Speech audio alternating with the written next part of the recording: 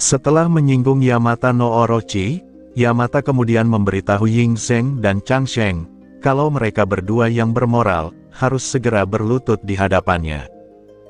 Berani-beraninya Ying Zheng melukai satu kepala miliknya.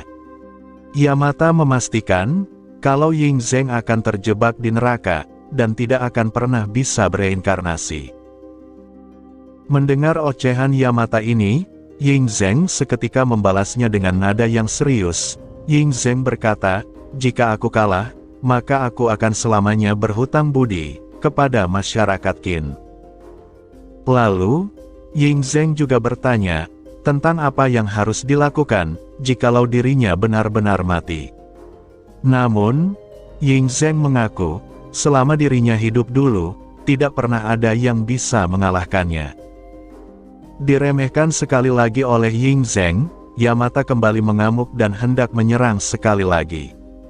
Tetapi, Ying Zheng dengan sigap memberikan dua tebasan beruntun, yang mengakibatkan Yamata terluka. Namun ternyata, Ying Zheng juga terkena serangan Yamata, dan membuat kain baju bagian bawahnya, menjadi compang-camping. Dan luka yang diberikan oleh Ying Zheng tadi, segera pulih kembali, karena kemampuan regenerasi Yamata yang cukup kuat. Yamata menegaskan kepada mereka berdua, untuk menyerah saja dan menerima takdir mereka. Melihat hal itu, audiens yang berasal dari negeri Huaxia, menjadi hilang harapan, ketika melihat Yamata, dapat menyembuhkan anggota tubuhnya yang patah. Hal itu seakan-akan, Yamata tidak akan pernah bisa mati. Dia bertanya kepada yang lain, kalau apakah dia benar-benar dewa, yang bisa dikalahkan oleh manusia. Yang lain menambahkan, bisakah Huaxia benar-benar mengalahkan dewa yang kejam itu? Di lain sisi, Ying Zheng di dalam hati juga kebingungan, dengan perkataan penonton, tentang Yamata yang tidak pernah mati. Padahal tidak ada seorang pun yang bisa melakukan hal itu, bahkan jika itu makhluk ilahi, yang paling kuno sekalipun. Ying Zheng kembali melesat ke arah Yamata, dan memberikan tebasan beruntun miliknya sekali lagi. Ying Zheng kembali berkata di dalam hati, kalau dirinya bisa merasakan, bahwa Yamata sudah semakin melemah. Dan berapa kali lagi, Yamata bisa menyembuhkan diri sendiri. Tetapi, di saat dia berkata seperti itu, tiba-tiba saja, Ying Zheng diserang dengan gerudukan penuh, yang dilancarkan oleh salah satu kepala Yamata. Dia menyuruh Ying Zheng, untuk segera menyerah saja. Akibat serangan tersebut, Ying Zheng terlempar dengan cepat, dan terbentur ke lantai arena mistis. Ying Zheng kini nampak tak dapat berdiri, dan Yamata mendekat kepadanya, dengan memperlihatkan bayangan besarnya. Melihat leluhur Ying Zheng terluka parah, salah seorang wanita yang merupakan audiens Huaxia, nampak menangis tak tega, saat memperhatikan darah leluhurnya tumpah di seluruh arena. Di belakang penatua juga mengatakan kepada Tuan Kota, untuk bersiap menerima kekalahan. Karena jika Ying Zheng tidak mati, maka leluhur ini bisa terus memerintah Huaxia, dan menjadikannya bangsa terbaik di dunia. Penatua dengan tegas mengatakan, bahwa mereka tidak bisa membiarkan sang leluhur, untuk melanjutkan pengorbanannya. Kembali ke Ying Zheng, saat ini, dia hanya diam di tempatnya sembari berkata di dalam hati. Dia mengeluh terlalu banyak kepala, dan rasanya seperti, tidak akan pernah berakhir. Tetapi setiap kali dia merasa sudah hampir sampai di sana, dia seakan bisa memenangkan pertarungan ini. Namun, karena dirinya sudah terpojok, maka Ying Zheng meminta Yamata, untuk merasakan kekuatan yang akan dia keluarkan kali ini. Seketika, Ying Zheng mengeluarkan aura dari sang Great Qin. Aura tersebut, mengeluarkan naga emas yang sebelumnya menyelimuti Chang Sheng sebelum bertanding. Ying Zheng mulai berkata, bahwa seluruh tanah di dunia ini, adalah miliknya seorang. Dengan aktifnya kemampuan ini, sontak seluruh dewa yang dimiliki oleh peserta Huaxia menjadi saling terhubung dan merasakan panggilan dari leluhur mereka. Semuanya seketika lepas dari pemanggilnya dan terbang menuju Yingzheng. Skill ini disebut sebagai Great King Divine Warrior. Di belakang Yingzheng yang mengamuk, telah berdiri seluruh dewa kuno yang merupakan petarung atau bawahannya. Setelahnya, Yingzheng kemudian memberikan perintah untuk membunuh Yamata sekarang juga. Seketika, Yamata dikepung oleh banyak roh dewa Huaxia dan kewalahan menghadapi semuanya. Tak butuh waktu lama, kepala Yamata mulai berjatuhan satu demi satu. Matsumoto yang melihat fenomena ini, sontak saat itu bertanya, perihal bagaimana bisa dewa manusia biasa dapat memanggil Divine Spirit sebanyak ini. Dia seakan tidak mau terima kalau Yamata miliknya akan kalah. Dia selalu yakin kalau Dewa Duo Es miliknya mustahil akan kalah. Setelah menyadari itu, Matsumoto mulai berpikir, jika dewanya kalah, maka masih ada dirinya. Matsumoto kemudian memanggil Changsheng dengan sebutan bodoh, dan bertanya kalau apakah dia mempunyai kemampuan alami seperti miliknya. Matsumoto berpikir, kalau apakah ini saatnya untuk menghentikan pertumbuhan Changsheng untuk kedepannya. Apakah Changsheng lupa bahwa jika sang pemanggil atau Divine Guardian mati, maka itu juga akan dihitung sebagai kekalahan. Matsumoto mulai mengeluarkan aura ungu miliknya dan berencana menyerang Changsheng.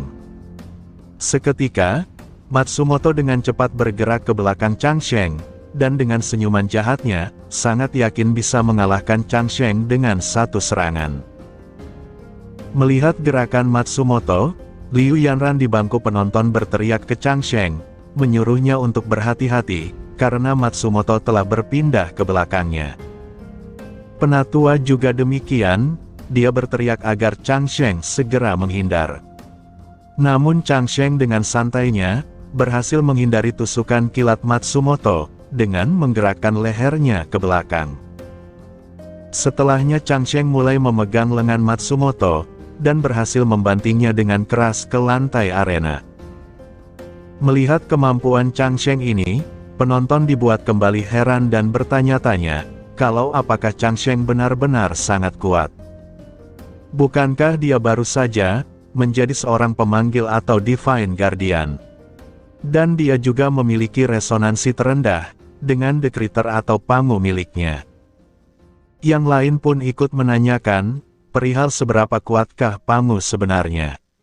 Di dalam hati, Changsheng menjawab pertanyaan tersebut.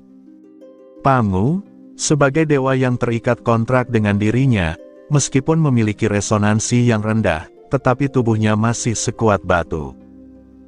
Artinya, Changsheng bisa dibilang cukup layak, karena tubuhnya tidak begitu lemah. Setelah baring sebentar, Matsumoto akhirnya kembali bangkit dan berkata ke Changsheng, dia mengaku telah bertindak ceroboh. Meskipun Changsheng seorang Divine Guardian yang baru, tubuhnya tetap saja kuat. Namun, Matsumoto bertanya, apakah Changsheng tahu tentang kekuatan Divine Art dan sihir? Tetap saja, di pandangan Matsumoto, Changsheng hanyalah sebuah sampah kecil. Tiba-tiba, Matsumoto membelah dirinya, dan berhasil membuat satu tiruan. Sambil memberikan tendangan kepada Changsheng, Matsumoto yang kini dua tubuh, berkata bahwa Bunshin atau bayangan miliknya, benar-benar dapat menyalin kekuatan dan keterampilannya. Dengan ini sudah jelas, pertarungannya berubah menjadi 1-2. Dia, Matsumoto, seorang Divine Guardian kelas 2S, apakah Changsheng pikir, jika dia mempunyai kesempatan untuk menang melawannya? Tetapi, secara mengejutkan, Changsheng berhasil menangkap masing-masing kaki mereka, dan setelahnya membenturkan mereka satu sama lain. Changsheng di sini mengakui bahwa seorang Divine Guardian kelas 2S memang benar-benar luar biasa. Pukulan yang Matsumoto lancarkan memang cukup keras. Akibat serangan balasan itu, penonton yang berasal dari negeri Huaxia mulai menyanjung dan memuji kehebatan Changsheng. Bahkan salah satu wanita di sana memohon untuk mempunyai anak dari Changsheng. Sementara wanita yang satu berkata, kalau dirinya tidak perlu diberikan mas kawin, malah dirinya lah yang akan memberikan sebuah rumah kepada Changsheng. Di sisi lain keadaan di bangku penonton negeri Sakura, mereka berteriak panik dan takut saat menyadari kalau Yamata no Orochi dari negaranya akan kalah. Yang satu mencoba mengelak, dengan menyuruh temannya diam, dan yakin kalau dia belum kalah. Selain itu, Kaisar Tokugawa juga merinding, seakan tidak percaya bahwa dewa manusia itu ternyata sangat kuat.